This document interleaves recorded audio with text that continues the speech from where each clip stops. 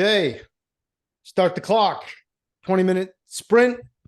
Today, we are going to jump right into it because we got a lot of stuff to cover and a little time. As always, for those of you who have been here before, you know the rules. It's 20 minutes to the button. So we get in, we get smarter, we get out, we get back to selling. And today, I will underscore get smarter every time I listen to this guy's content. I feel like my brain has grown. So I'm going to set the bar real high for you here, Jay Bay. I expect we're going to learn a lot, and there's going to be a lot of protein packed into this 20 minutes. Welcome, Jay Bay, CEO, co-founder of Outbound Squad. Welcome to the 20-minute sprint, my man. I'm excited to be here. I love this format. I love making sure that we give actionable takeaways and stuff. So, and we've planned this for a while, so I'm excited to be here, Matt. Yeah, no screwing around. We got to jump right into it. It holds us accountable to delivering tons of value fast. So real quick, in a minute, let's collapse it right in there. Give us the origin story real fast. How did you find your way into heading up Outbound Squad? Yeah, my first sales job was running a house painting business in college in 2008. So I've been the door-to-door cold outreach person for my entire sales career. So made $30,000 over the summer in college, selling house painting services, running a house painting business. So I've been hooked on sales ever since then. Been sales manager, been a VP of sales, and then in the last decade or so, more ventured out on my own to do consulting. And in the last 7 years or so, really focused in on B2B SaaS primarily and B2B professional services, and really helping reps that find themselves in situations where they're selling to a buying group. Yep. They're not starting at power or someone that has a lot of authority. They're being tasked with selling to people that are just kind of asking them questions about price and scope and all this kind of stuff, but not really getting access to the people that can really make, especially bigger deals, happen, which is what we're going to talk about today. Yeah, multi-threading. I know it's right in your wheelhouse. You're passionate about it. You talk a lot about it. Let's start from the real basics. Let's say the reps who are listening to this right now have been heads down, working their job, closing numbers. They haven't done a ton of research. Give us the basic sample of what multi-threading is. How would you define it? The multi-threading is essentially our ability to engage multiple stakeholders into a deal. So if you've ever lost a deal because the person you were talking to said, I took it up to my boss and they shut it down, you didn't do a very good job of multi-threading on that deal. So LinkedIn's got some data, 78% of reps are single-threaded on deals. So basically they're pinned down to one point of contact. And the biggest fear I often hear is, well, Matt, I don't want to go over this person's head. How do I do this in a way that doesn't alienate them, etc.? And the reason why you want to get really good at this is UserGems has got some really great data on this. And their data shows that when you get 4 or 5 plus stakeholders involved in a deal, your win rates increase by 2 to 3x. So multi-threading is, again, it's our ability to get more stakeholders, more of the right types of people involved in that deal. So we're getting additional input, we're getting additional perspective on budget, outcomes, all of that kind of stuff. And that's what we need to really improve our win rates and make sure that we don't lose deals because someone's boss didn't approve of it. Yeah, I remember one of my favorite books is The Challenger Customer that came out several years ago, that follow on to the Challenger sale. And that number 5.4 always stuck in my head. Average mid-market or enterprise sale now has 5.4 people in the buying committee.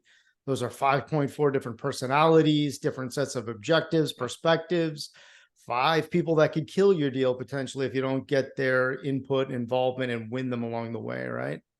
Yep, exactly. So let's jump right in. What's the playbook here? So if I am just starting to really buy into multi-threading and I need to start incorporating this, what are some of the process steps? How do I start? What's the first thing I need to think of? Yeah, so there's 3 core principles, and then we can kind of take it into the more linear progression that you might go through in a deal. So number 1 is take the lead. So the mistake that reps often makes when they get into a sales cycle is it's a lot of questions like, hey, Matt, what do you think the next step should be? Who do you think that we should get involved in? And they're coming from this perspective that I think is a good place, but they're not leading the buyer through a journey. a transformation is really what the buyer wants, right? They're coming to you because there's some sort of problem that they have or some sort of outcome that they want. And I need to come in and take the lead and make suggestions and coach them on how, Right. number two, how to get a great outcome from our solution. So don't sell your solution, sell the outcome of the solution. So a lot of times when you're asking questions about like, hey, are you the decision maker? Which is a terrible question to ask, by the way. But it's like our intention is to figure out who can we get involved to sell the deal faster. And if I'm a buyer, that requires me to basically lower my status. Yep. For it, that requires me, and being a marketing director in a previous role, that was the last job that I had, with my, well, he wasn't the CMO, he was like a general partner of the company. That was the person I rolled directly up into. I don't want to give away my power. That doesn't Right. feel good to do, right? So we want to sell the outcome. And then the third piece is leveraging give to gets. So if you're in software sales, that's like my intro call. And I think buyers don't realize how much work oftentimes it is to do a demo for them, especially in an enterprise deal where you have to get a sales engineer maybe on your side. You round up all of these internal resources and you just give, and you don't make any asks. So having an ask like, hey, Matt, happy to give you this demo. Typically, the outcome that we're looking for in this demo is to make sure that it aligns to this, this, and this. If it checks the boxes for you, can we get Katie, your VP of sales, involved in the next call? Yep. Awesome. Okay, here's what we're going to do on our end, like getting those commitments and those give to gets. So those are the three kind of principles that as we lay out the tactics here, I want to take the lead. I want to educate. This is the whole Challenger series is really based on that, right? It's like Yep. have a perspective, take the lead. Let's sell the outcome, not the solution. And then three, make sure that you're asking for things in return. And the biggest thing that you want is for them to involve more people in their team. Okay. I've noticed a lot when I was coaching reps and they'd bring me in and this conversation would start, it would often start too late. Yeah. The whole process kind of unwound and then they're trying to chase it down once they were starting to lose the deal. When do you recommend an AE really start thinking about multi-threading and working on this? Yeah. Before the first call. So if you get some Wow. inbound, or let's say that outbound's a little bit different because you have done a lot of this research typically, hopefully, if you're doing outbound. But before that intro call, I want to come in with a couple things. This makes taking the lead a little easier. So if I'm meeting with you, Matt, and let's say that, inbound for me, a lot of times it's, like maybe a director of sales or a director of enablement, someone's like kind of right on the line, or maybe a manager, sales manager. I want to research prior and I want to reverse engineer my last 10, 15 closed deals. That's something really actionable that you can do right now after this, after you watch this. How does the perfect deal come together? Who is typically involved? So I know that meeting with Matt, let's say you're a director of sales enablement. I know that I also need to get a VP of sales involved at some point. I know the CRO is probably going to be the person that controls the budget. I know that there are frontline sales managers that will want to know the content that is being taught to their reps. I know all of the parties that need to get involved. So before that first call, I'm planting the seed at the beginning. Hey, Matt, as we dig in today, I, of course, want to learn more about your specific objectives with your sales team. We're hearing a lot of focus around AE self-sourcing, another around multi-threading, running tighter deal cycles. And assuming that you like what you have to hear today, we're usually going to want to get some perspectives from your VP of sales and your CRO at some point down the line, because they're going to want to know, how does this fit into the long-term vision of the sales org?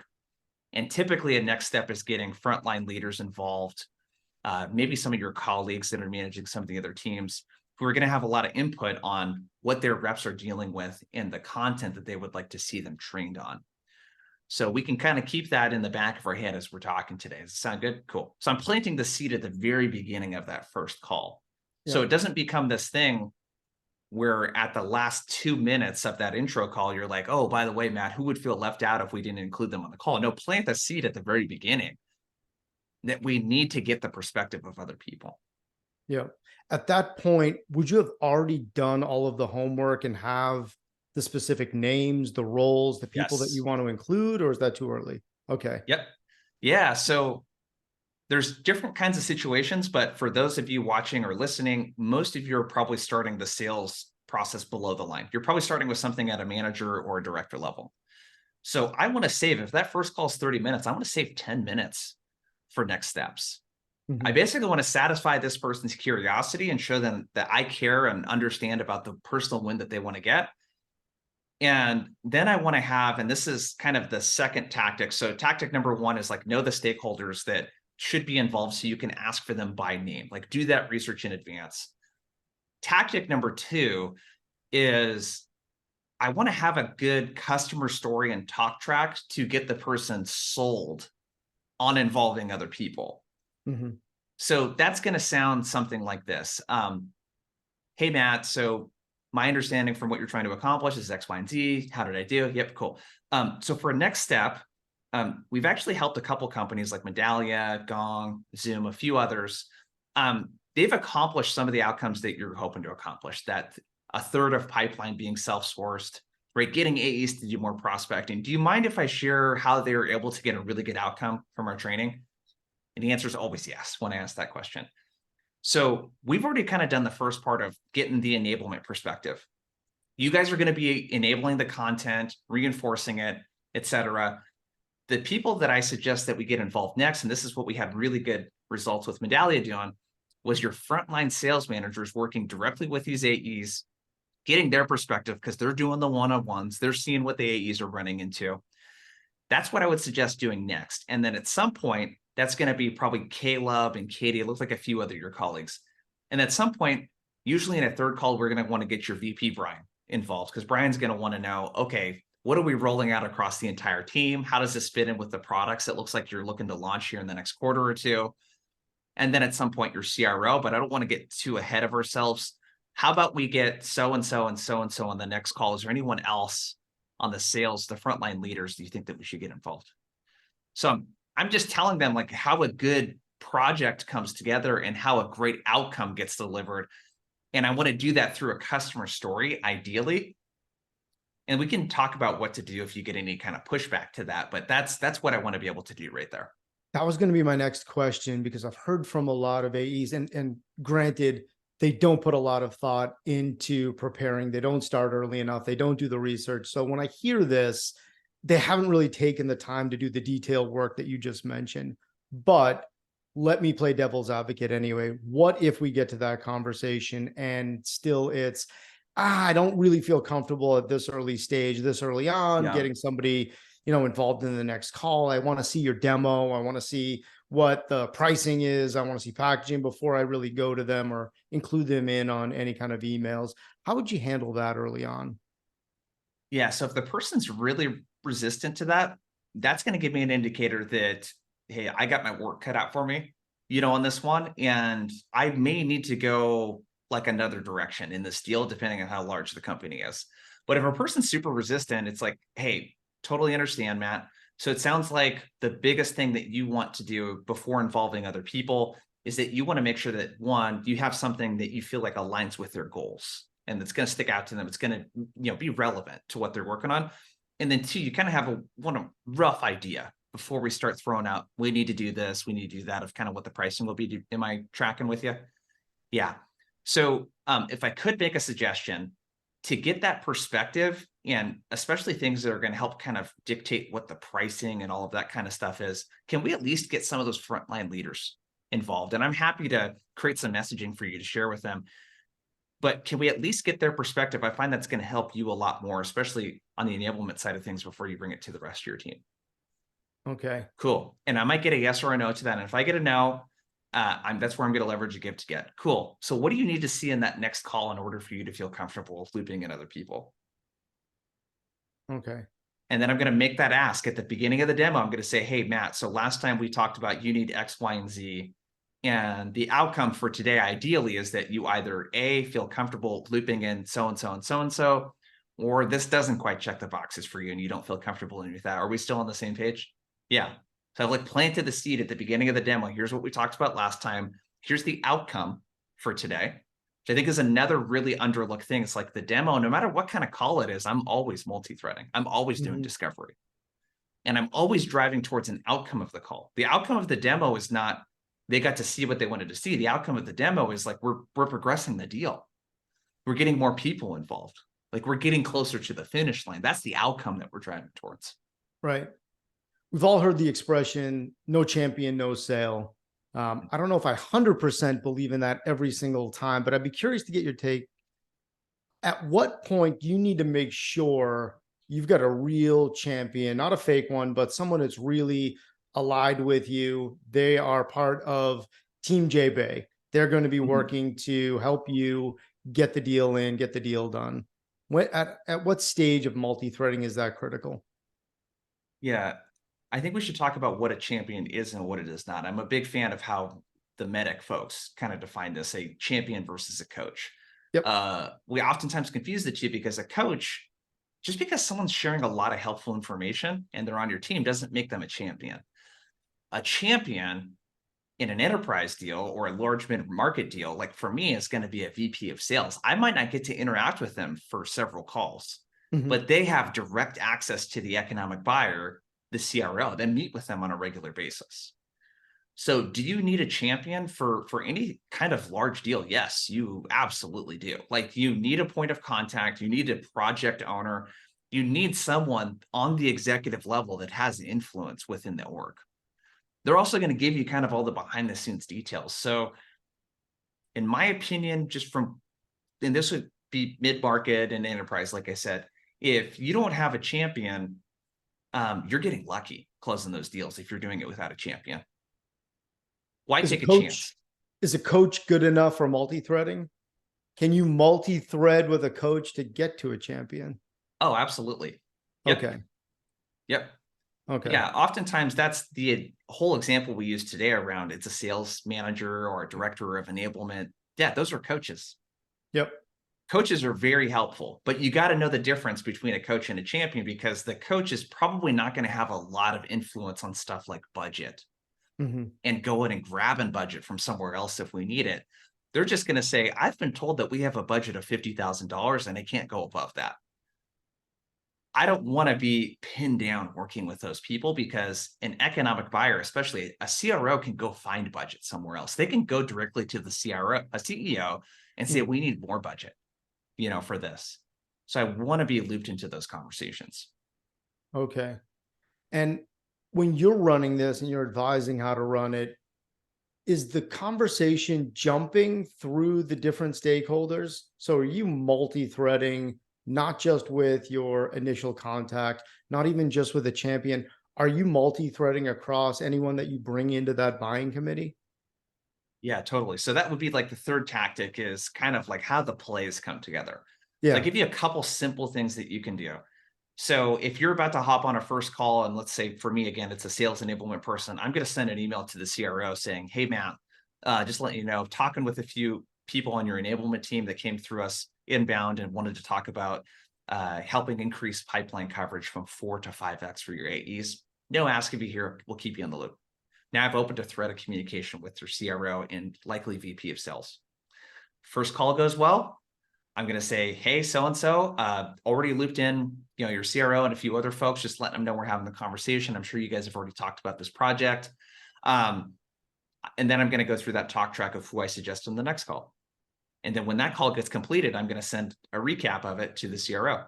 Hey, Matt, just let you know, had a great conversation with the enablement team, so-and-so and so-and-so, rock stars, really enjoyed the conversation with them. What I understand to be your priorities are this and this. Again, no ask, keep you in the loop. So I'm opening up email threads, but really I want to have engagement directly with these people. So the goal is that I'm building up and getting individual involvement from all of these people.